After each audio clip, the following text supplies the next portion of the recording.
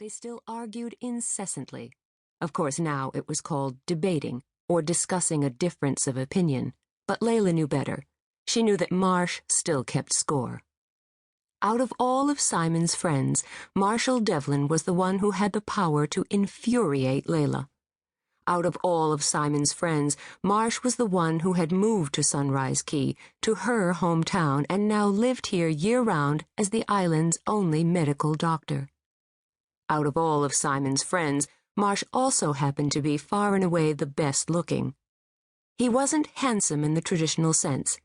His face was slightly too lean, too angular, but his nose was impossibly straight and his cheekbones exotically high.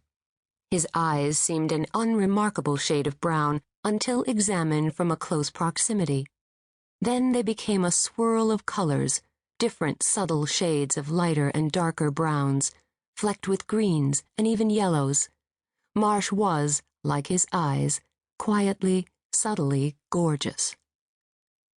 "Poor Cinderella," Marshal Devlin continued as Leila gazed at him. "Have you lost your Prince Charming?" "Actually, I have." Leila stepped away from the dance floor, away from the pounding music.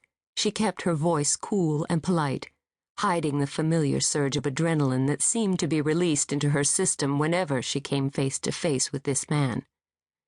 Her heart gave a little skip that she told herself had to be from jet lag. "Elliot was detained. He won't be here until tomorrow evening." "Elliot?" Marsh said, a frown marring his lean features. "Ah, your gentleman friend. That's right. Simon said he was coming for the weekend. What a shame he couldn't be here. New Year's Eve is hardly the time to be by oneself." No kidding, but truth be told, New Year's Eve was hardly the time to be with Elliot. Leila had been dating Elliot for the past year. She liked him. They were friends.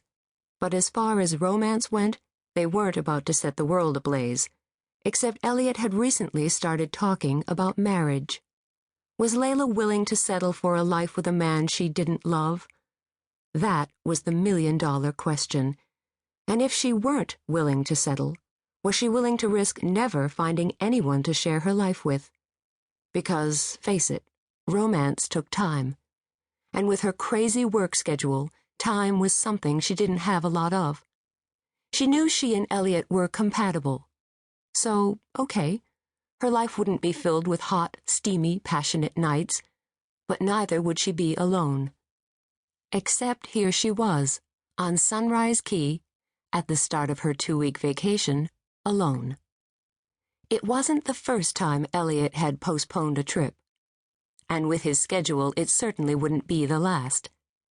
With very little imagination, Leila could project herself into the future, to that mystical world of Little League games and dance recitals and chorus concerts and science fairs.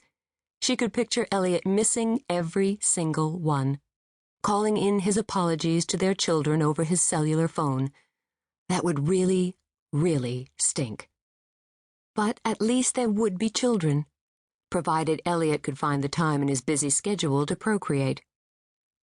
"Quite a crowd this year," Marsh said, and looking over the array of costumed guests, Leila had to agree. Simon's guest list must have included nearly half of the year-round inhabitants of the small island town, and at least as many visiting vacationers and winter residents. Of course, in a town as small as Sunrise Key, the island visitors outnumbered the locals nearly 6-to-1 during the winter season. The costumes Leila saw were as varied as their wearers. Many of them were charmingly homemade, but quite a few, like her own, had been rented. Simon, looking dashing as Indiana Jones, was dancing with a mermaid. But not everyone was as easy to recognize. The light from the Japanese lanterns strung around the dance floor was dim at best, and many people had masks that covered their entire faces. It was odd and slightly frightening, all of these people with hidden identities. With their faces carefully concealed behind masks, everyone had a certain bizarre freedom. For one night, they could actually become kings or clowns or veiled harem girls, or Cinderella.